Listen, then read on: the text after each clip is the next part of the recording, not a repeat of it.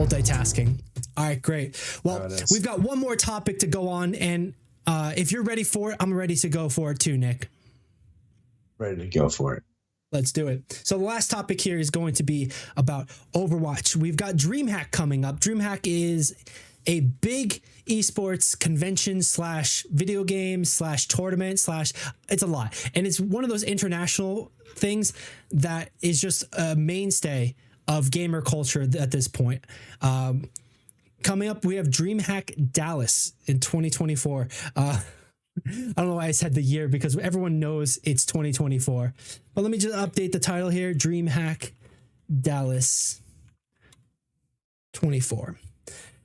And it's a whole collection of stuff. We've got a ton of games. It's been going on for years. I want to say nearly 20 years between fighting games and just LAN parties and competitions. But they're going to boast about over $1 million in prizes across the board. A lot of sponsors. But here we go. We've got MTG's going to Dallas as a pro tour, I think it is. They're going to be pulling oh my god, it's the RCQ. It's the RCQ. regional qualifier. Yeah, regional qualifier for Pioneer. Okay, so it's a regional. As I think is there. Yeah, and so you can get points to get onto the bigger events and stuff like that. Yeah, right. So we've got card games, competitive card games like Magic the Gathering. We've got obviously meet and greets with content creators to pull people in. We've got Fortnite World Cup. We've got Esports World Cup with Street Fighter 6. They're going to be qualifying, so you can potentially go out to, where is it? Qatar, Saudi Arabia? I think it's in Saudi Arabia, right? For the Esports World Cup, as well as Tekken qualifier for Esports World Cup. Fighting games you're pretty familiar with. We've got... I keep forgetting that they changed the name, but it's FIFA. Anyway, EAFC is also competing for the qualifier. Overwatch qualifiers for just their major one. We're going to be seeing a big international tournament, the first international tournament. StarCraft still going on. Big event here at DreamHack. What else we got? Cosplay tournaments, teamfight tactics, a whole ton of tabletop games as well as fighting games. You know, they're going to be fighting games at any sort of convention, video game related. And then just like a general expo con. So let's get into the specificality of this. What we're talking about is Overwatch Championship Series Major 1. This is, like I said, the first international tournament for Overwatch Championship Series. I'm excited for it because we get to finally size up North American teams versus EMEA teams versus Korean teams or Asia Pacific region teams. Let's be honest, mostly Korean teams, but... That's starting this Friday, I believe June 1st, and then continuing through the weekend. We're going to give you a little bit of a setup here. Nick, as I transition us into a breakdown of the bracket and what to expect on the dates and whatnot, what are you looking forward to? First off, that lineup for DreamHack, why didn't we go, bro? Why didn't we go? We have wives. Wives and kids. I mean, yeah, that's pretty much it. I mean, it would be cool to check it out, especially like for these like years coming up and stuff like that. Yeah, and besides Overwatch here, what else are you looking at for a DreamHack? Are you going to be paying attention to the MTG tournament or? Yeah, I'm paying attention to that right now. Probably not Street Fighter. I think Tekken is my favorite fighting game to watch. I think it's like the best fighting game for skill level. Like, and that's not to say that there's like bad people playing like the other games and they're not skillful. I think it's that usually seems like the most technical one and has like the least absurd shit. Like absurdity usually takes it it's like when you put random into anything, like it's just not so competitive. Like it just seems like the absurd fighters tend to not be so technical. Isn't that the fighting video game with the giant bear? Yeah. Absurdity, I guess not. He's not summoning down a meteor to destroy the planet while playing a fighting game. It's like you're not fighting Superman. You know, I know you're just teasing, yeah. But that's what I mean. Like I do think that I do think Tekken's like the the most reasonable one to watch, especially for like new viewers and stuff like that. It's not that it's like 100% easy to follow, but you can at least understand, and you can really see when like a good play happens. Like you don't really know that when it's like Street Fighter or something else like that. It doesn't really, in my opinion, right? Like it just doesn't seem like. Yeah, that might be the depth, because I believe they've got the 3D movement in the 2D space, right? Whereas other fighting games are more side-scrolling 2D on 2D plane. So that might make that little extra depth layer of complicated, of skill level, of also like viewer ability to identify that's an amazing play. Like, wow, they did something really crazy right there. I just want to say too, like, I'm excited for that, and I'm going to keep looking out for it, but I'm surprised that we're not seeing like a Rocket League on this. I know they've had a bunch of majors already halfway through the season, but to not have like a North American presence at DreamHack or something is kind of shocking. I'm sure they have like a smaller tournament for like a casual or like semi-pro casual, but it's interesting they're not like advertising it here. Yeah, that is all. Hey, Billy here. Wanted to take a quick minute to let you know a few different things. If you enjoyed the video so far, please consider liking and subscribing. It really helps us out, and it tells the algorithm to share it with more people. You can find the Esports Meta live every week on Twitch and YouTube. It's where we film the podcast or hang out, play games, and chat. If social media is more your vibe, check us out on Instagram, TikTok, Threads, or Twitter if you use Threads. Does anybody use Threads? This is a video game community that's excited to talk about esports, so jump into the conversation. Of course, you can find more videos like this here on YouTube. Just hit that subscribe button right there or there. Thanks for watching, and let's get back to the show. But let's get into it. Overwatch. Major schedule. We're going to start with the schedule here. It's going to start this Friday the 31st with some teams at 1 p.m. I think that's Eastern time here, so check your local listings for your time zone if you're not in Eastern Standard Time. But yeah, it's going to be coming out of Dallas, so I think we're talking about Central Time. Just pretty straightforward. It's going to be just a 3-day tournament. We're going to see the upper bracket finals on Sunday, the grand finals on Sunday, and a lot of the bulk of lower bracket and elimination happening on Saturday. I'm going to switch this back and bring us into the bracket situation, the team overview. Okay, here we go. So these are all teams that have qualified from previous tournaments, stage 1, stage 2, as well as some circuit points. And specifically, we are already familiar with Toronto Defiant. They've run the house here in North America, but they've shown some weakness in the last stage. We'll see if the new tank busting or anti-tank busting patch is going to shake that up. If we're going to see Venture get played in any substantial way. She's had some power shifting, the developers, with some patching. M80 coming out a little bit weak off the beginning because of a very interesting narrative, but got their shit together for stage 2, hit this up for circuit points, and definitely showing they've got the power and the ability to make a run for the championship here. Students of the Game was kind of the lower end of North America, but they consistently showed progress. They showed a lot of grit and ability to adapt and make stuff happening. They got hot in stage 2. They weren't able to pull all the way through, but they definitely did well enough to get the circuit points to get to DreamHack, which was what matters. SSG, Space Station Gaming, is our first EMEA qualifier. They won stage 2, really dominant, showed the ability to create micro plays without flaw that really changed the whole presentation of the game, ultimately winning. And their rivals, per se, was ENCE, the other EMEA team that we're going to see competing here. Very big, very thought of like the powerhouse team in Europe, but haven't really showed the full dominance that's been expected of them. They're a good team. They still got the sauce. They just have to pour it on a lot heavier for sure to get the win, especially when we start going into our Asia representatives. Last but not least, in EMEA, we've got Twisted Minds, and this one is going to be interesting because they've had a very big roster shakeup at the end of stage 2. A lot of people are expecting this team to be the fallout team, the first team to just get knocked out. Thanks for coming by. Here's a t-shirt. See you never kind of thing. But, you know, these kids can take that pressure off their shoulders, maybe play without regard, and just come out because they've got nothing to lose. They've got everything to win, so there's no pressure on their shoulders. So we'll see how Twisted Minds does with that narrative behind them. And then Moving into the last two teams here, the Asia region, Asia Pacific, we've got Crazy Raccoons, Nick and mine's favorite team, especially for that logo. They're coming in with a strong roster with a recent org adoption, I think is what it's called, but an org picked them up.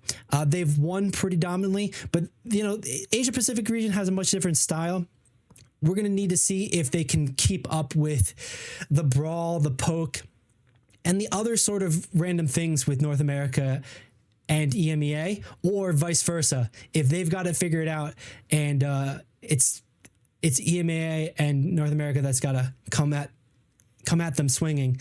And last team, Falcons. This is a Korean team, I believe a Korean team based out of Korea. They've been dominant. They had a little bit of a slow start, but generally speaking, once they figured it out, they've just done nothing but win. Not much to talk about this. We've got the MVP Rookie of the Year proper. We've got Smurf Hanbin, a lot of role stars, a lot of big Overwatch League players. Now it's time to see if they can actually do it on a bigger stage. They were running the show at their hometowns, basically. But now, we're getting to Major 1. Out of these teams, Nick, I know we've covered some of them. We haven't covered all of them. What's your thoughts, feelings? Do you see one team being dominant here? Do you want to see one team being dominant? I think you're muted. There we go. Team Falcon would be where I would lean towards. Just because I know the capabilities of a lot of those players, at least 4 of them. It's going to be an interesting match between Toronto Defiant and Twisted Minds. They're going to be facing each other first, but it's going to be off stream, so we're not even going to really see it, right? Until they post it. If they do post it. Crazy Raccoons and M80 is going to be relatively interesting, but I don't think it's going to be unsurprising who wins. I think Crazy Raccoons will actually win. Let's go into that. If you were just to do a quick upper bracket, what do you see happening? Space Station Games, Student of the Game. Who you got winning? SSG. Okay. And then Team Falcons. Okay. And then I think Crazy Raccoon wins and Toronto Defiant wins. Okay. Is where I would leave it. I think Toronto Defiant over Twisted Minds is probably the easiest pick of the match, but anything could happen on game day. We'll see what happens that game day. I'm with you on those picks. I think is the biggest wild card for that game. I think Crazy Raccoons might have the advantage as far as power rankings and whatnot, but when it comes to strategy, etc., I think M80 might just come out swinging real hard and prove an upset. And then we have M80 versus Toronto Defiant in round 2, which could be a good match. These brackets I always get a little slightly annoyed every time I see brackets regardless of the game. There's always it always seems like we're just going to end up watching the same match again. It happened at MSI where I just watched the same match 3 times. No, thank you. Is the tournament seeders trying to create a narrative here? Oh yeah, okay, we're going to have them get knocked out and then to come through the lower bracket and then it's a revenge match. Yeah, they're probably no, we don't want Team Falcons and Toronto Defiant to face early. This is what we don't want. It's viewership numbers will go down if you knock out Toronto Defiant or something. Yeah, and a lot of it could also just be positional seeds, it's just placed, and we're seeing the same sort of things happen with the 3 different regions where the positionals. In that way, though, with MSI, we had a prediction about how it's going to go, and we were expecting to see the same match, and we did see a lot of revenge matches, but we definitely saw a lot of shakeups with that too. A handful of upsets caused a little bit of differential until the end, and then the end was okay, yeah, pretty cut and dry. This one, I do feel most of the moves are going to happen in the lower bracket. I feel Students of the Game, maybe ENCE and Team Falcons. That's going to be an interesting toss-up. If ENCE doesn't really get their shit together, or if it's not really a Tracer meta, Team Falcons probably maybe put the pressure on, give them a strategy, the old 1-2 that they didn't see coming, and keep it in the upper bracket, forcing ENCE down there. But yeah, I think lower bracket is really where all the excitement's going to be. I'm not gonna say it. Actually, let me take that back. I apologize. 2 of the 4 games seem like they're going to be pretty solid already. Expectations. Here's the pick. Safe bet. Let's go with that. The other 2, I think, are going to be kind of up in the air. I do feel like Team Falcons Ents is a 50-50 match.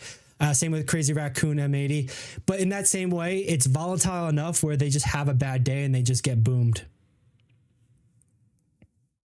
Yeah, I don't think it's that much of a 50-50 for Team Falcon, but I think the Crazy Raccoon M80 game is going to be pretty crazy. Yeah. Okay. Well, quickly here, I want you to pick your all-time winner out of this tournament. Who's taking it all at the end? Complete curveball. Ents. Yeah. Like Ents this might be the time, man. Bracket. This might be the time. Lower bracket. Which would be crazy. I have them losing the first upper bracket, but and they're coming back for that revenge match.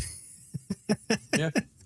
Like as you said, like I think they're just gonna like stumble, fall down, and then just, you know, Spartan kick their way all the way into the grand finals. We'll see. We'll see. We'll see. We'll definitely see. My bet, I like M80 so much. I want to see them do it. I think they're going to get to lower bracket finals. I think they might be a second place team. First place team, I don't know, man. I'm gonna go with a safe pick. I think it's going to be Toronto Defiant. I don't think the other orgs are going to be able to overcome them and their strategy. I think they might falter a little bit. Toronto might falter a little bit, but I think they're going to show and prove that they've got the flexibility. They might not be the best at everything, but they're definitely really good at everything. You know, they might not be the master of one, but they definitely are the jack of all trades here. And I think that might be my safe bet here to take it all. I want to see M80 do it though. So bad. So bad. It'd be cool if the big underdog that just like, you know, we've been talking about this whole entire time just ends up, you know, rising to the occasion. Yeah, certainly would be a nice narrative, a lot of fun to discuss, and definitely have something to come back to. Just trying to take a look at the prize pool here. I can't seem to find it offhand, but I know it's a pretty solid amount. Anyway, just kind of, you know, wrapping things up with Overwatch here. This is the first major international event for OWCS, first major international post-Overwatch League. Overwatch League wasn't really an international, but it was an international, even though we saw a lot of Korean teams basically fight each other from inside North America, basically. So it'd be cool to see how this establishes the sport, the esport, for, you know, this game in an environment like DreamHack, in a pressure cooker like DreamHack, as well as the notoriety for how it impacts the rest of the season. We've got 2 more stages and the finals happening at the end of the year for Overwatch. Do you see anything particularly notable to like talk about here, you know, about Overwatch being in their first major international, that the 3 different regions coming out with different styles, you know, do you feel like we're going to see a more dive heavy sort of meta versus like a rush Rhine meta? You know, it's kind of hard to tell on my end. What do you think? I think like usually with situations like this, man, like complete honesty is one play style takes over. It's not going to be 3 play styles that play. It's going to be one play style that takes over. So I think it's going to be whose play style, like that would probably be the real determining factor, is like who plays their play style the best. Mm-hmm. And if they do play their play style the best, then like they're probably going to be the winners of the championship on it. But if, you know, if somebody else just so happens to not play that play style that much, but when they do, they end up, you know, being a lot better than the people who do. I can't, like, that's really where I would see it. Like, I want to know whose play style is going to be. Yeah, you make a really good point. And like, we've seen it too before, where you have to sort of hold back some of your cards. You don't show your full hand off the bat. You do have to secure to win, because you gotta, you know, move on. You gotta play to win. You can't get eliminated out. But it'll be interesting to see if one team's read on the meta is more dominant than everyone else, and then we see everybody else scramble trying to imitate, especially in that lower bracket when they're facing elimination, when their backs are against the wall. So I think that's a really good point to look out for. And maybe that's the thing. That's absolutely going to be the thing I'm going to be looking for in this. What's the meta going to be? What's the dominant play style strategy going to be? And which team is going to pioneer it / be, the poster child for it? Exactly. Who's going to be the front runner for it? Yeah. With the meta. Those are the things that win championships. Those are the things that win competitive games. We love to talk about it. I think that's about it here. We are a little bit over time, but getting into all these different topics today, it was a pleasure. Out of the things we were discussing, any last notes you want to leave us on, from X-Defiant to League of Legends Faker Skin to Multiverses? Are you going to pick it up, or am I going to pick it up? We're going to play online. What's happening? I'm probably not picking up Multiverses, if I'm going to be honest. Like I don't think I have the time for it, and I think it's going to fall prey to the exact same thing that like every WoW clone does, where I just say like, oh, this is kind of just like a less good version of what I'm already playing. So like, that's why I probably won't end up picking it up. But the real thing that I want to talk about is like, yo, what board games are they fucking playing competitively over here? Is it like, I know that they're like, I'm sure it's like Marvel Versus or something along those lines. So that's really what I want to like. Before COVID, we would go to MagFest every year, MagFest East in DC. And they'd have some board game tournaments, and like Settlers of Catan, King of Tokyo, there's a ton. Competitive Pandemic. I think it was like a speed run kind of like thing, but they would have so many different competitions. I would love to see some of that happen at DreamHack. I would love to get that broadcasted. And like you've talked about Mr. Beast playing, what was it, Dune board game? Yeah, the Dune board game. He fucking loves that game, dude. He hosts the only tournament for it every year. Like, which is just ridiculous.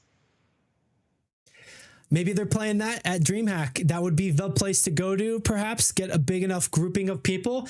I'm with you. I want to do some research on that and check out the board games. In fact, I've got a few board games too. Maybe we do a board game night soon. Maybe we do it on stream. But for me, the notable point to leave off on, I am excited about Overwatch. It's, we've already just spoken about that, but X-Defiant, I want to give it a shot.